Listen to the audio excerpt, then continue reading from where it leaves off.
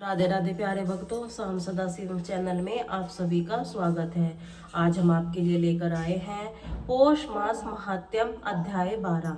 तो आइए सुनते हैं। महीना ज्ञान का हर दुख लेता जीत, ओम भास्कर नमः। हरे कृष्णा पौष मास का हर दिन विशेष है। इसका हर क्षण धर्म तप और साधना की महिमा को दर्शाता है। भवे दिन की यह कथा है, हमें न केवल हमारे कर्तव्यों को याद दिलाती है, बल्कि जीवन में गहरे सत्य को समझने का अवसर ही देती है। इस कथा के श्रवण से व्यक्ति अपने पाप से मुक्त होकर ईश्वर की ओर अग्रसर होता है। तो आइए आप अपनी आस्था श्रद्धा के साथ आज की इस दिव्य कथा शुभारंभ करें। श्री नारायण कहते हैं, हे मुने, मनोरमा ने अपने स्वामी के मुख से भविष्य की जो बातें सुनी उन्हें मन में धारण कर लिया और यह समझ लिया कि यह बातें अवश्य ही सत्य होंगी। इसलिए उसने उसी क्षण अपने प्राणनाथ को अपने हृदय से लगा लिया। फिर वह भगवत चरणों का ध्यान करने लगी। तब उसने योग द्वारा पष्ट चक्र का न करके वायु को मूर्खा से स्थापित किया। चंचल मन को जल में बुलबुले के क्षण भृगु विषों को खींचकर ब्रह्म रंग में स्थित शस्त्र दल संयुक्त कमल को स्थापित करके उसे ज्ञान द्वारा निष्कल ब्रह्म को बांध दिया। फिर उसने बाद त्रिमूल और पूर्व जन्म रहित दगर कर्म का परित्याग करके उसमें वही प्रण भी त्याग दिए, परंतु प्राणों से अधिक प्रजा को छोड़ा। उसके बाद राजा तरह तरह के कारण विलाप करके फूट फूट कर रोने लगे। राजा के विलाप को सुनकर इसी प्रकार आकाशवाणी हुई, महाराज शांत हो जाओ, क्यों रो रहे हो? तुम तो द्वितीय की जी की कृपा से बड़े बड़े ज्ञानियों को श्रेष्ठ हो, इसीलिए सारे संसार को जो रमणी दिख रहा है जल के बुलबुलों के समान क्षण भृगु समझो। वह है साध्वी मनोरमा तो लक्ष्मी जी के अंश से उत्पन्न हुई थी, इसीलिए वह लक्ष्मी जी के वास स्थान को चली गई। अब तुम भी रणभूमि में युद्ध करके वैकुंठ को जाओ। आकाशवाणी से इस कवच को सुनकर राजा ने शोक का परित्याग दिया। इसके बाद चंचन की लकड़ी के दिव्य चिता तैयार हुई। पुत्र द्वारा अग्नि संस्कार करवाकर उसका दाह संस्कार कराया। फिर मनोरमा के पुण्य से निर्मित हर्ष पूर्वक ब्राह्मणों की तरह तरह से यतन भली भांति वस्त्र और अनेक तरह के अन्यास दान किए हुए उस अवसर पर कार्तिज्ञ अर्जुन दमा के पुण्य के निर्मित हर्ष पूर्वक ब्राह्मणों को दान कर दिया। इसके बाद असंख्या बाजो सैन्य समूह को साथ लेकर राजा दुखी हृदय से युद्ध भूमि के लिए प्रस्थान कर गए। आगे बढ़कर यद्यपि राजा को प्रत्येक मार्ग में अमंगल की मंगल दर्शन हुए, फिर भी वह रण क्षेत्र की ओर बढ़ता गया। वापस राजधानी की ओर नहीं लौटा। वह युद्ध भूमि में परशुराम जी को देखकर वह तुरंत रथ से उतर पड़ा। भक्ति पूर्वक बड़े बड़े राजाओं के साथ दंड की भांति भूमि पर लेटकर उन्हें प्रणाम किया। तब परशुराम जी ने तुम स्वर्ग में जाओ ऐसा राजा का उसका अभिष्ट आशीर्वाद दिया। तब परशुराम जी कहने लगे, अरे मिष्ठादर, तुम चंद्रवंश से उत्पन्न हुए हो। तुम श्री विष्णु के अंश भूत बुद्धिमान द्रत्य क्षेत्र जी के शिष्य को तुम स्वयं विद्वान वेदांत के मुखे से तुमने वेदों का श्रवण भी किया है। फिर भी तुम्हें संसार सज्जनों का विरदंग करने वाले दुर्भावी कैसे उत्पन्न हो गई हो? तुमने पहले लोभ वंश फिर ब्राह्मण की हत्या कैसे कर डाली, जिसके कारण सती साध्वी ब्राह्मणी शोक संतप्त होकर पति के समान सती हो गई। राजा, इन दोनों को वध में परलोक में तुम्हारे क्या गति होगी? कपिला कहाँ गई? तुम कहाँ गए? विवाद कहाँ गया? मुनि कहाँ चले गए? परंतु एक विद्वान राजा ने जो कर्म कर डाला वह तो हलवा भी नहीं कर सकता। मेरे धर्मात्मा पिता तो तुम जैसे राजा को उपवास करते देखकर भोजन कराया था। तुमने उन्हें वैसा फल दिया। राजन, तुमने शास्त्रों का अध्ययन किया है, तुम प्रतिदिन ब्राह्मणों की विधि पूर्वक दान देते हो, तुम्हारे अंश से सारा जगत व्याप्त है। फिर बुढ़ापे में तुम्हारी अपकर्ति कैसे हुई? सुनकर राजा कहने लगा, राम, आप श्री हरि के अंश, हरि के भक्त जितेंद्रिय हैं। मैंने तुमको मुख से धर्म श्रवण किया है, आप उनके गुण से भी गुरु हैं।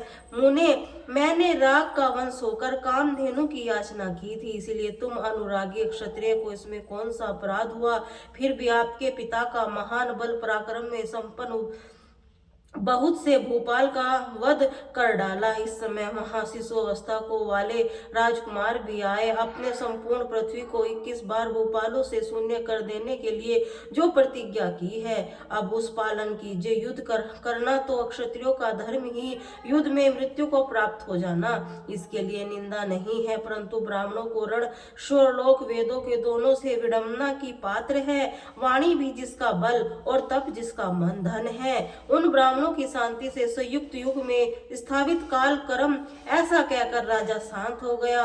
उसके इस कवच को सुनकर सभी लोग मौन हो गए।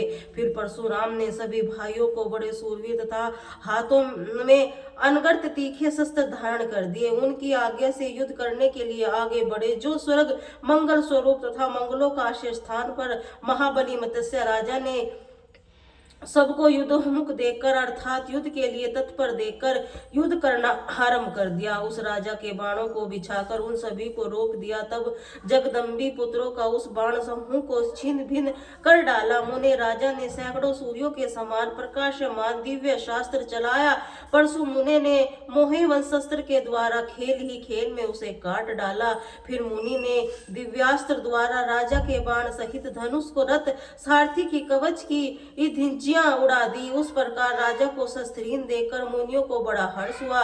तब उन्होंने मत्स्य राजा का वध करने की इच्छा से शिव को शास्त्र से उठाया। त्रिशूल चलाते समय आकाशवाणी हुई, ब्राह्मणों, शिव जी का यह त्रिशूल अमोघ है, इसे मत चलाओ, क्योंकि मत्स्य राजा के गले में सर्वांग की रक्षा करने वाला शिव जी का दिव्य कवच बंधा है, जिसे पूर्व काल में दुर्वासा जी ने दिया था। इसीलिए पहले राजा से उस प्राण दान करने वाले कवच की मांग लो। फिर मुने परशुराम जी के त्रिशूल चलाकर राजा को चोट से, परंतु राजा के शरीर से टकराकर उस त्रिशूल में 100 टुकड़े हो गए। तब आकाशवाणी सुनकर महान पराक्रमी जगदम्बी नंदन परशुराम जी के अंगधारी सन्यासी का वेश धारण करके राजा ने कवच की याचना की। राजा ने ब्राह्मण विजय नामक उस उत्तम कवच उन्हें दे दिया। उस कवच को लेकर परशुराम जी ने पुनः त्रिशूल ही प्रहार किया, जिससे आघात से मत्स्य राज का चंद्रवर्ण उत्पन्न गुणवान महाबली था, जिसके मुख की क्रांति सैकड़ों चंद्रमों के समान थी, धरती पर गिर पड़ा। नारद मुनि ने मत्रा से गिरे जाने पर महाराज कीर्तिवान के भेजे वे ब्रह्म रथ सोमपदा विदत में थिलेश्वर बगदम्बा का कन्या बुंज सौराष्ट्र महाराज आलिंगन आदि सैकड़ों राजा अक्षोणिया सेना के साथ वहां आए, परंतु परशुराम जी ने उनको रणभूमि में सुला दिया। यह देखकर 1 लाख नरपति 100 के साथ 12 अक्षेणिया सेना लेकर राजा सुचंद्र रण स्थल होकर आज सुदर्शन के साथ भयंकर युद्ध हुआ, पर वह परास्त नहीं हो सके। परशुराम जी ने देखा कि मुंडमाला धारण किए वे विकट ना भयंकर जगदम्बी जननी भद्रकाली उसकी रक्षा कर रही है। यह देखकर परशुराम जी ने शास्त्रागार दी। परशुराम जी ने बोले, आप शंकर जी की प्रियतमा पत्नी है, आपको नमस्कार है। सार स्वरूपा, आपको बारंबार प्रणाम है। दुग्धम्बी नाशिनी को मेरा अभिवादन है। माया रूपा, आपको बारंबार सिर झुकाता हुआ जगत धात्री नमस्कार है। नमस्कार रत त्रिकी पुन पुन का प्रणाम। जगत जननी को मेरा नमस्कार है। सूर्य सृष्टि का संहार करने वाली जगत माता प्रसन्न होइए, मैं आपके चरणों की शरण ग्रहण करता हूँ। मेरी प्रतिमा सफल कीजिए। मेरे प्रति आपके विमुख हो जाने पर भी भला कौन सी मेरी रक्षा कर सकता है। भक्त वंशले प्रभु, आप मुझ पर कृपा कीजिए। सुमुखी, पहले शिवलोक में आप लोगों ने मुझे जो वरदान दिया था, उस वर को अब आपके सफल करना चाहिए।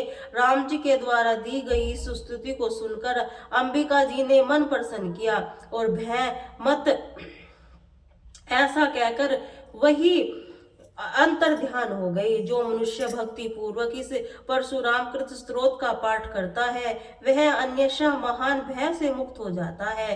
वह त्रिलोकी से पूजित, त्रिलोक के विजय, ज्ञानियों से श्रेष्ठ, शत्रु पक्ष विस्मर्जंस को धर्मात्मा श्रेष्ठ भृगुवंशी परशुराम जी के पास आकर उन्हें इस रहस्य का वर्णन करने लगे।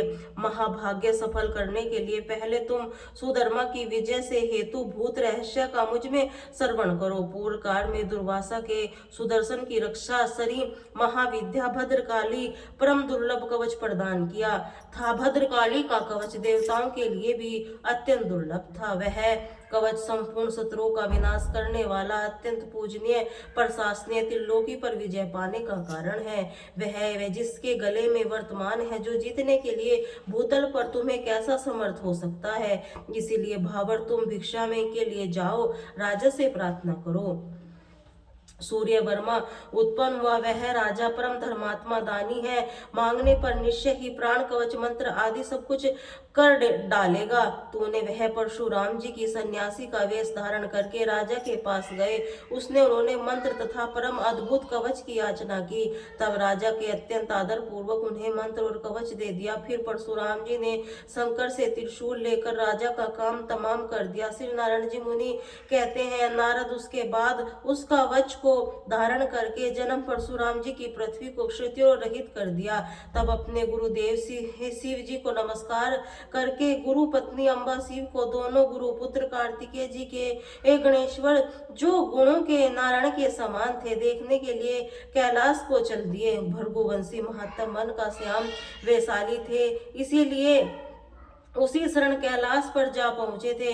उन्होंने अत्यंत रमणीय परम मनोहर नगर देखा, जिसे देखकर परशुराम जी का मन अत्यंत प्रसन्नता से खिल उठा। फिर सामने ही उन्हें शंकर जी की शोभाशली रमणीय आश्रम दिख पड़ा। विश्वकर्मा जी ने बहुमूल्य सुनहरे मणियों द्वारा उनकी रचना की थी, जिससे हीरे जड़े हुए थे। वह 16 योजन ऊंचा और 4 योजन विस्तार था। नारद परशुराम जी के उस आश्रय से प्रधान द्वारा दाहिनी और वृक्ष की ओर, बाईं ओर सिंह और क्षण महाकाल भयंकर पिंगला विशाल लक्ष्मी विषपान विकट भास्कर काल भैरव रुद्र भैरव भूत प्रेत पिशाच कुंड पांडव ब्रह्मा राक्षसों तालो दानवों जटाधारी योगेंद्र विष पुरुषों और किन्नरों को देखा। उन्हें देखकर रघुनंदन ने उनके साथ वार्तालाप किया। फिर नंदीकेश्वर की आज्ञा देकर वे प्रसन्न मन से भीतर घुसे। परशुराम जी ने वहां एक भीतरी द्वार देखा, जो तरह तरह की चित्रकारी से चरित्र तथा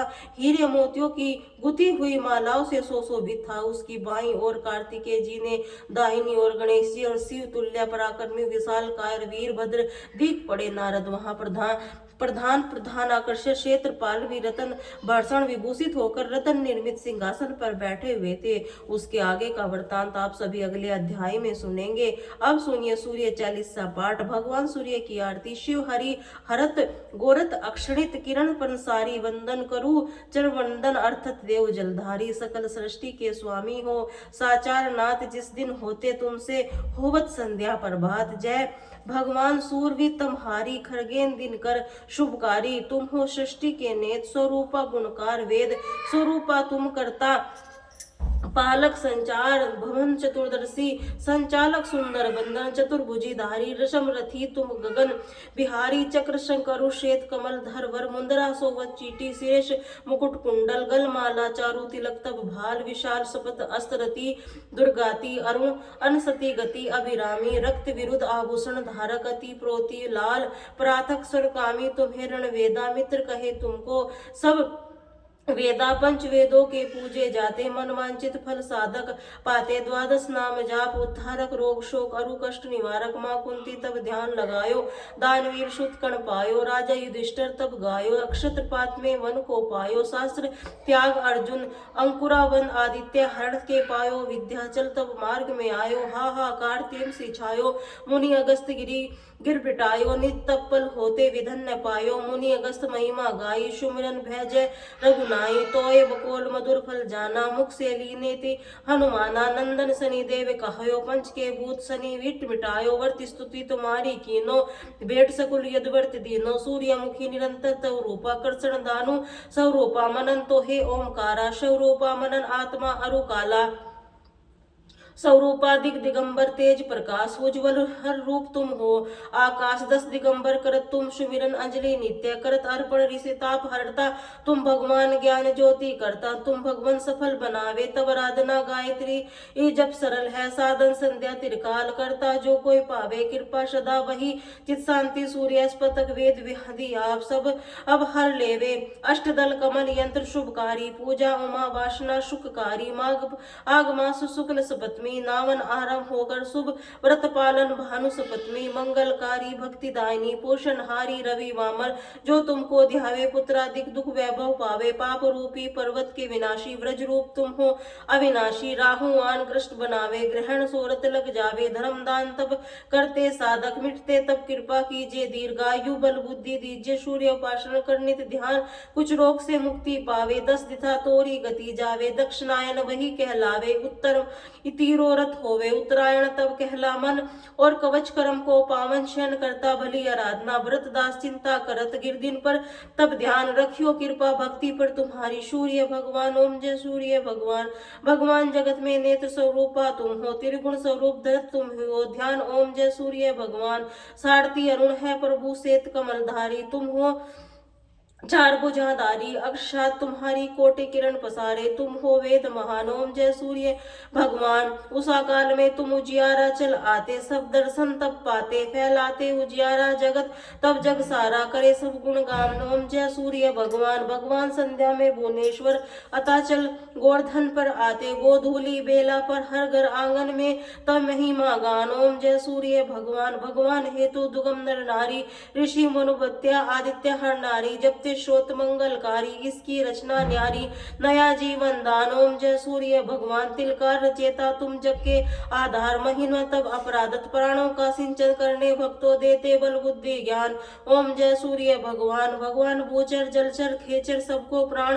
तुम हो सब जीवों के प्राण तुम हो वेद पुराण बखानी धर्म सभी तुम्हें माने तुम हो सर्व शक्तिमान ओम जय सूर्य भगवान भगवान पूजन करती दिशाए पूजे 10 दिक पराल तुम भवन प्रतिमा ऋषु कहलाती दासी तुम शारद अविनाशी शुभकारी शुभमान ओम जय सूर्य भगवान ओम जय सूर्य भगवान भगवान जगत के तेर नित्य रूप सब रूपा त्रिगुण स्वरूपा धरत सबकी ध्यान ओम जय सूर्य भगवान ओम जय सूर्य भगवान ओम